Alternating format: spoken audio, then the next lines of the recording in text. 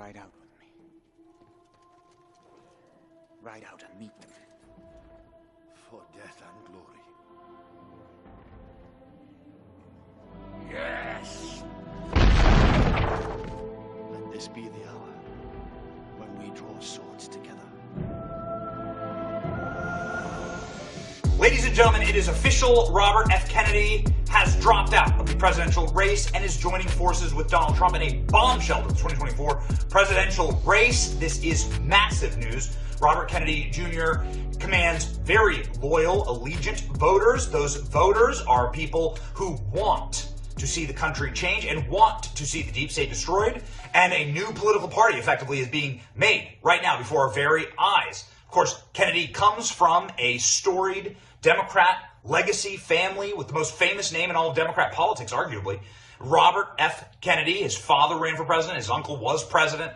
Both of them were killed under very suspicious circumstances, and the Kennedys have not trusted the government since. Robert F. Kennedy is an independent. He's somebody who was a Democrat, and he's somebody who's joined forces with President Trump to change the country. An amazing moment here is Robert F. Kennedy announcing this just seconds ago. Contrast during the 16 months since I declared, ABC, NBC, CBS, MSNBC, and CNN combined gave only 2 live interviews from me. Those networks instead ran a continuous deluge of hit pieces with inaccurate, often vile, pejoratives and defamatory smears. Some of those same networks and colluded with the DNC to keep me off the debate stage.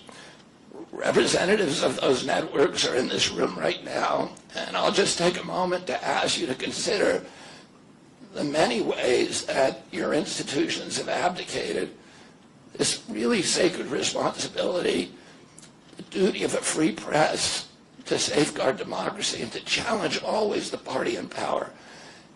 Instead of maintaining that posture of fear or skepticism toward authority, your institutions have made themselves government mouthpieces and stenographers for the organs of power. You didn't alone cause the devolution of American democracy, but you could have prevented it.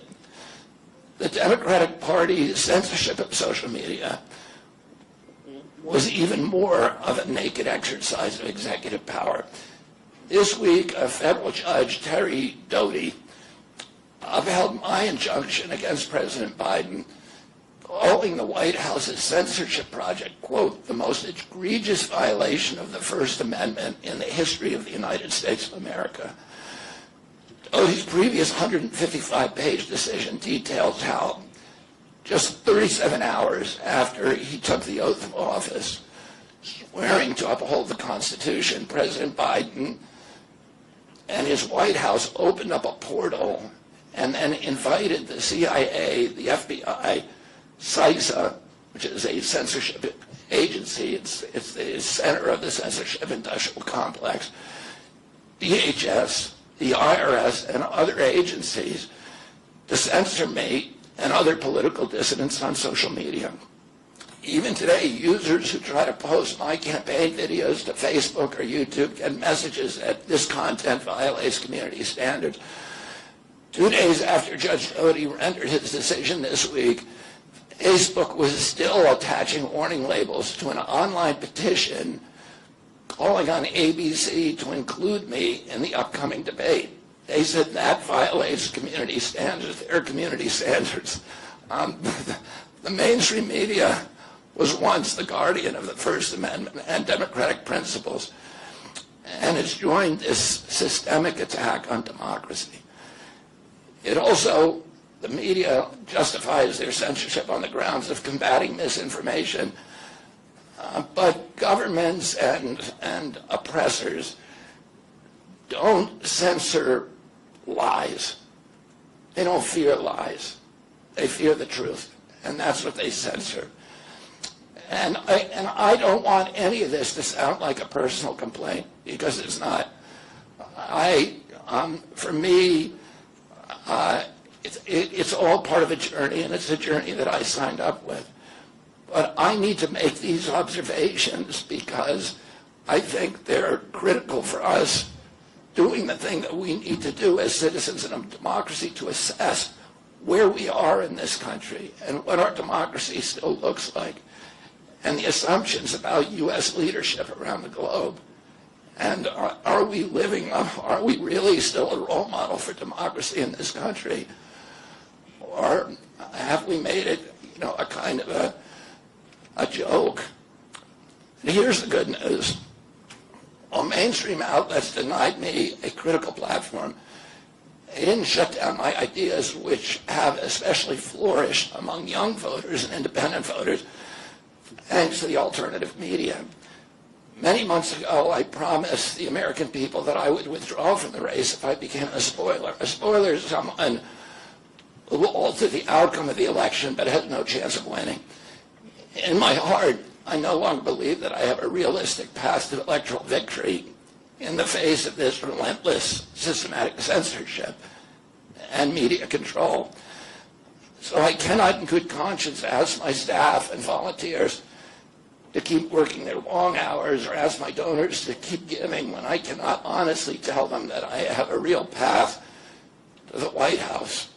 Furthermore, our polling consistently showed that by staying on the ballot in the battleground states, I would likely hand the election over to the Democrats, with whom I disagree on the most existential issues: censorship, war, and chronic disease. Oh, I want everyone to know that I am not terminating my campaign. I am simply suspending it and not ending it. My name will remain on the ballot in most states. If you live in a blue state, you can vote for me without harming or helping President Trump or Vice President Harris.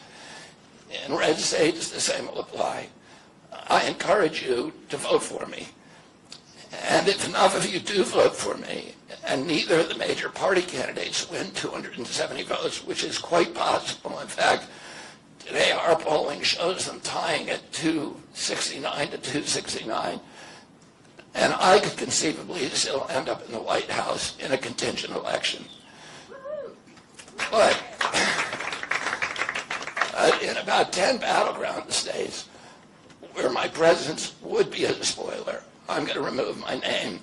And I've already started that process and urge voters not to vote for me. It's with a sense of victory and not defeat that I'm suspending my campaign activities. Not only did we do the impossible by collecting 1 million signatures, we changed the national political conversation forever. Chronic disease, free speech, government corruption, breaking our addiction to war have moved to the center of politics. I can say to all who have worked so hard in the last year and a half, thank you for a job well done. 3 great causes drove me to enter this race in the first place, primarily. And these are the principal causes that persuaded me to leave the Democratic Party and run as an independent. And now to throw my support to President Trump. The causes were free speech, the war in Ukraine, and the war on our children.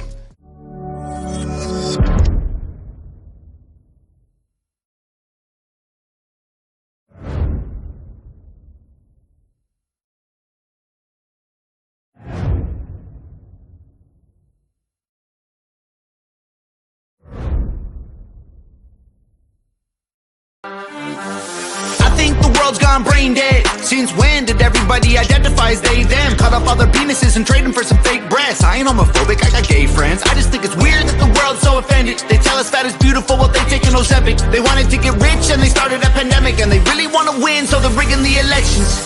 Everybody's offended by everything every second. And anytime that I mention that men can never get pregnant, I get aggressively threatened by kids with 17 genders who think a word is a weapon and want to teach me a lesson. And it's crazy, P. Diddy diddling rappers and hitting women on camera. Conviction ain't gonna happen, hit the evidence. Instead of putting him in a slammer cause he's too rich to be canceled, we try to fill a prison cell with the president. Born in Canada, moved to the USA, where you're probably a racist if you're not gay. All of my blacks, all of my white